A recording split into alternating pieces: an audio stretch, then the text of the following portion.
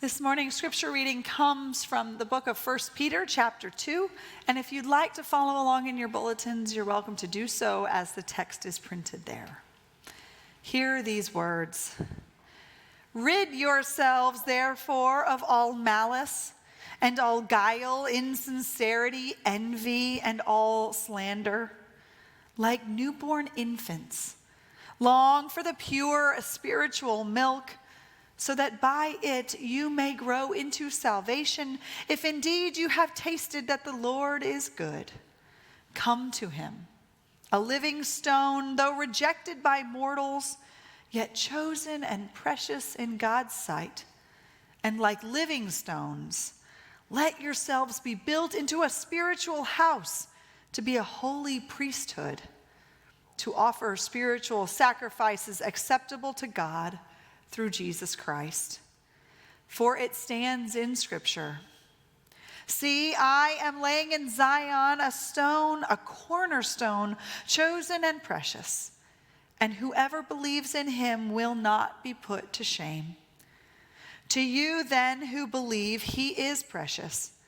But for those who do not believe, the stone that the builders rejected has become the very head of the corner, and a stone that makes them stumble, and a rock that makes them fall.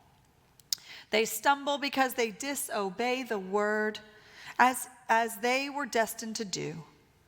But you are a chosen race, a royal priesthood, a holy nation, God's own people, in order that you may proclaim the mighty acts of him who called you out of darkness and into his marvelous light. Once you were a people, but now you are God's people. Once you had not received mercy, but now you have received mercy. May God bless our modern hearing of these sacred words.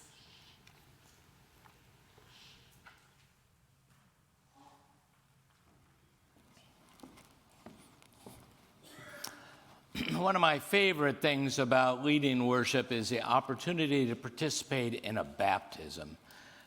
This baptismal font is here right now, not because we're going to baptize somebody now, but we did in the last service. Charlie Ann, a wonderful little 6-month-old girl with not a lick of hair on her head. She was gorgeous. I had a friend who taught at a Christian Church Disciple of Christ seminary, and he had a student who was serving in a local church who came back and told the story about when he got to the church. He opened the closet, and there were some fishing waders in the closet. You know, those big, high rubber boots that come up above the waist. And then he thought, oh, these are for baptisms. Here, we put a little water on their head. By the way, I like to put a lot of water.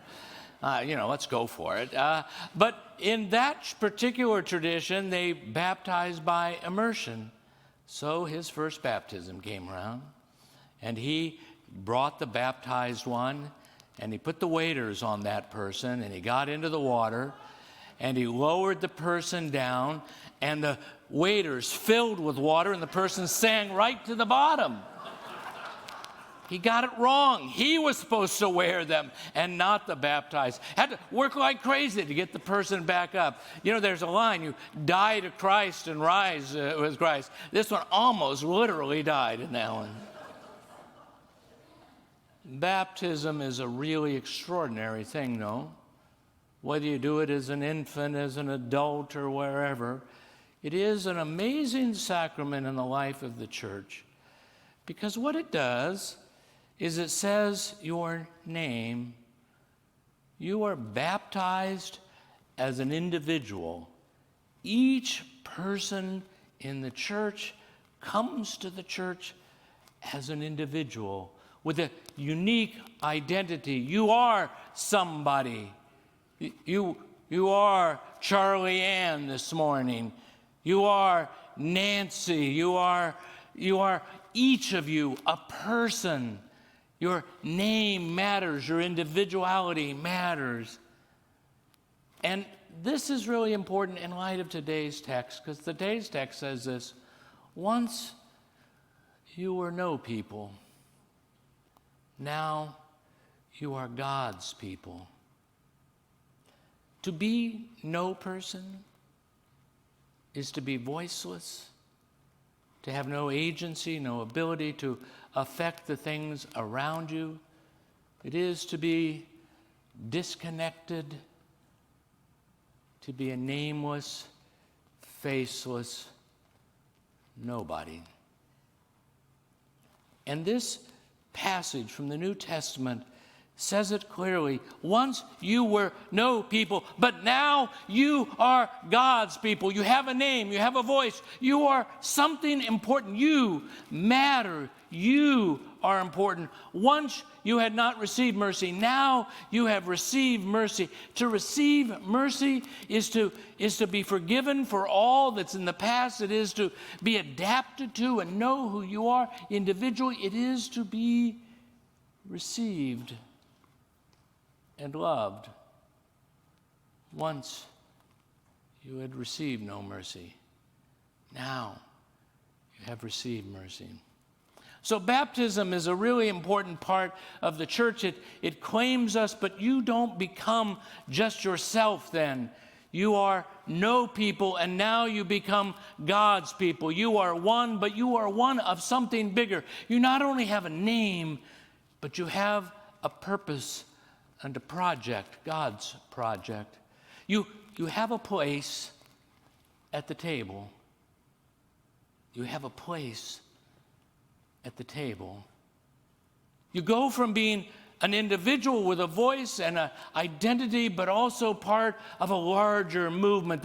The second sacrament in the church, first baptism, then communion. Communion is about not just being individuals, but being a part of a group. We all partake of one holy food, is what that great hymn says. We eat together, we share together. We are part of a larger, more significant, powerful, transformative movement.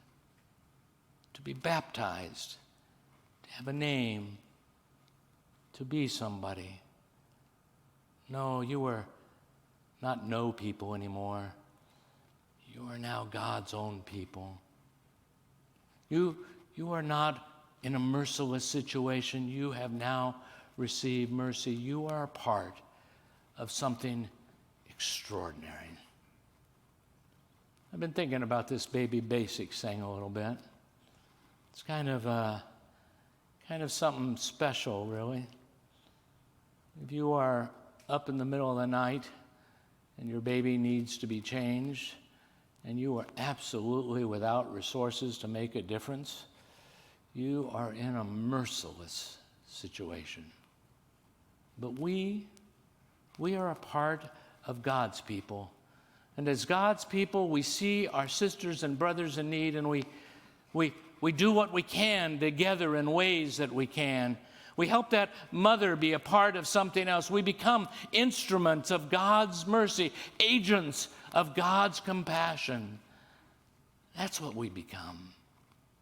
Once you were no people, but now you are God's people.